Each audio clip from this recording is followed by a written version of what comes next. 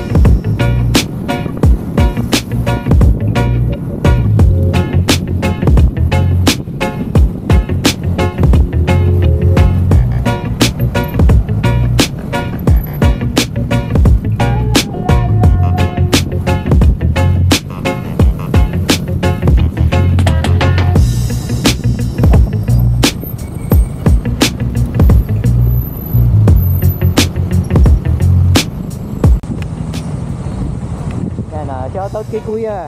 Maraming salamat Kuya. Book yung ride namin. Galing mo. Sa mga nagsa? Ito, kita ba dito? Ito, Mitsumoto Vlog. Sige tayo.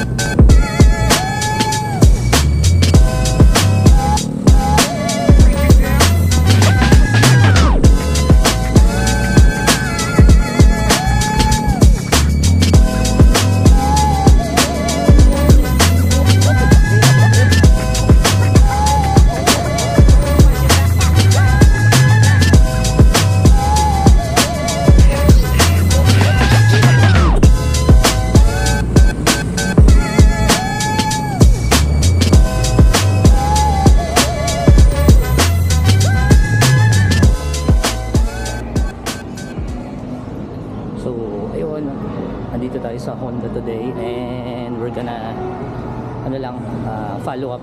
Actually, follow up na ako sa claim natin. May claim kasi tayo dun sa sasakyan natin na may nabangga yung tailgate niya. So, need to replace it. Tagal na kasi nun. So, we need to follow up. And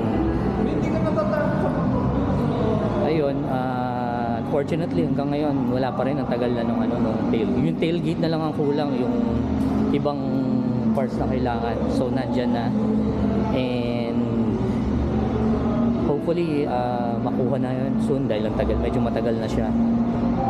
Sana matapos na. By the way, galing tayo ng Eastwood kanina, and kinuha natin yung 150 SC. So ayun, nandito na sa atin. Mamaya try ko kung madagdagan pa natin yung views, pero yung travel natin papunta doon nakuha na natin. So ayun, enjoy naman yung biyahe natin kanina. So shoutout kay Sir na ang cast rider kanina, na ayun, smooth lang yung namin, biyahe namin, hindi kami kamote kanina. So wala, okay lang, konting singit-singit lang yung dahil medyo nagbi-build up yung traffic, pero all in all smooth naman, wala namang aberya, hindi naman gano'ng kahaba yung traffic. So ayun, kaya mabilis ang biyahe. So shoutout kay Kuya, taga Mindanao daw siya. So yung mga tropa natin from SR Squad na taga Mindanao. So ayun, may nasakyan ako na ang dami niyang kwento tungkol sa Mindanao, na yun, ang ganda-ganda nga daw dyan. So hopefully makapunta rin tayo ng Mindanao, and makita naman natin yung scenery dyan, di ba? So sa kwento at video, saka mga pictures natin nakikita yung mga sceneries dyan sa Mindanao. Magandang araw, promise. Ang dami nagkukwento sa akin, yung nakaka-excite din, sana makapunta rin tayo someday, di ba? Magkaroon tayo ng motor na pang travel papuntang Mindanao, kasi syempre masaya kung magmumotor tayo papunta doon, di ba? So nakakuha tayo ng adventure bike. So ayun lang, balikan ko kayo. Maraming salamat ulit kung umabot ka dito sa video ito. Ito na yung sign para mag-subscribe ka. So maraming salamat. Shoutout sa mga owners ng 150 SC. So gagawin ko ulit ng video to. Dadagdagan ko yung videos nito kasi hindi ko pa nare-review tong 150 SC since nakuha natin ng October. So ito yung first unit na ni-release ni Motostrada from the day na nag-launch yung 150 SC. So ayun, shoutout sa SR Squad as well, and yung mga group ng 150 SC. Okay, be right back.